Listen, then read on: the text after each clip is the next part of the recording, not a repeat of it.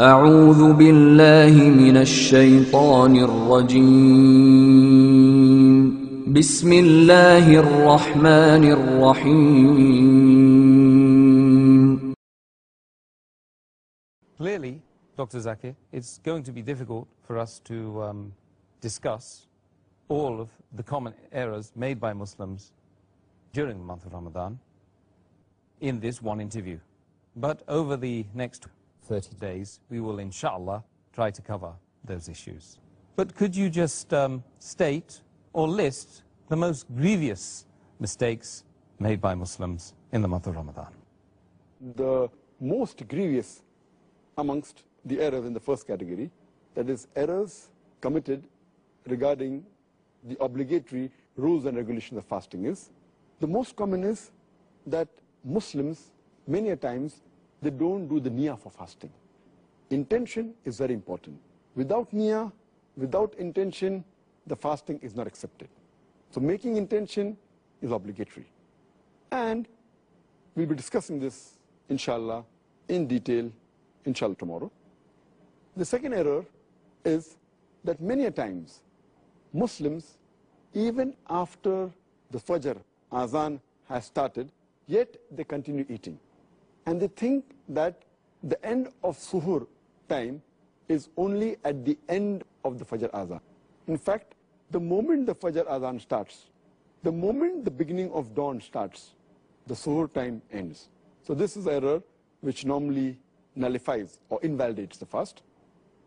The third error in the first category is that many people, they delay paying their Zakatul Fitr.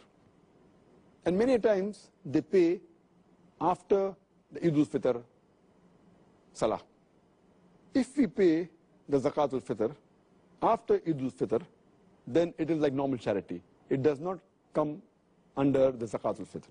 So these three are the most grievous in the first category. The common errors committed in the second category, that is errors that are contradicting the sunnah of the fasting, is number one, many people, they skip their suhoor. Some people, they have an early suhoor. That is, they have the suhoor 1 or 2 hours before the Fajr time. In fact, suhoor is a blessing. Every Muslim should have it.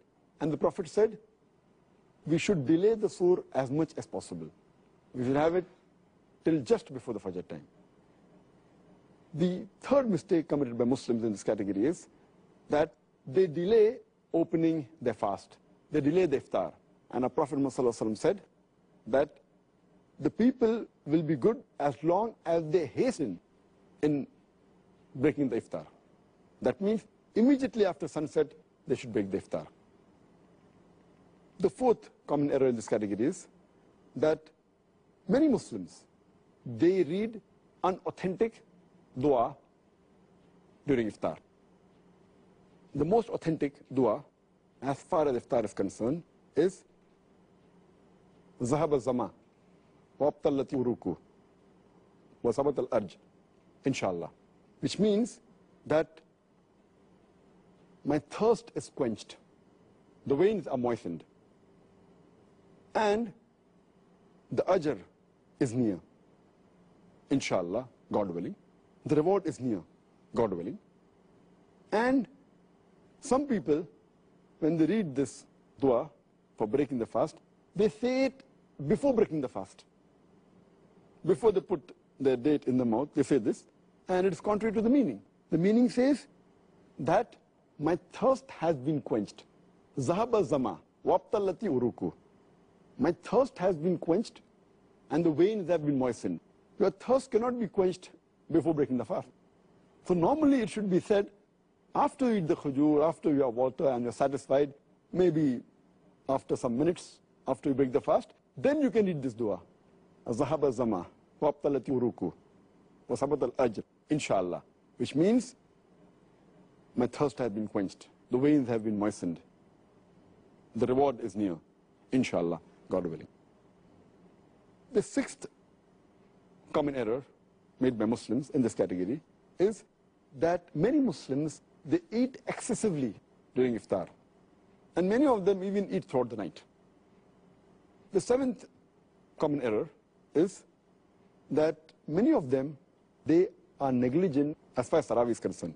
Because Tarawih is not a fard, they think it is no problem if a Muslim misses Tarawih. Though Tarawih is not a fard, it's a very important sunnah. And a Muslim who misses Tarawih is missing a great deal of reward. And many Muslims who perform Tarawih, they read Tarawih very fast, 10 miles per hour. They try and finish it in a short time, and they defeat the purpose. In fact, you should read with a moderate pace so that people understand and they grasp the message of Allah subhanahu wa ta'ala. The ninth common error is that those who go for itikaf in the mosque, many of them, they socialize during itikaf, as though it's a time to meet people and friends, which is totally contrary to the sunnah. The 10th common error is that many of the Muslims think that the Laylatul Qadr is on the 27th night of Ramadan. And they only worship Allah subhanahu wa ta'ala on this night. In fact, the beloved Prophet Muhammad said, search for the Laylatul Qadr in the odd nights of the last 10 days, the last Ashra, the 10 days.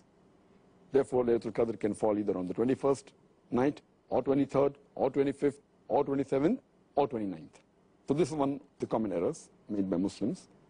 The 11th common error is that they spend their time during Ramadan in unproductive work, rather than spending in zikr and worshipping Allah subhanahu wa ta'ala.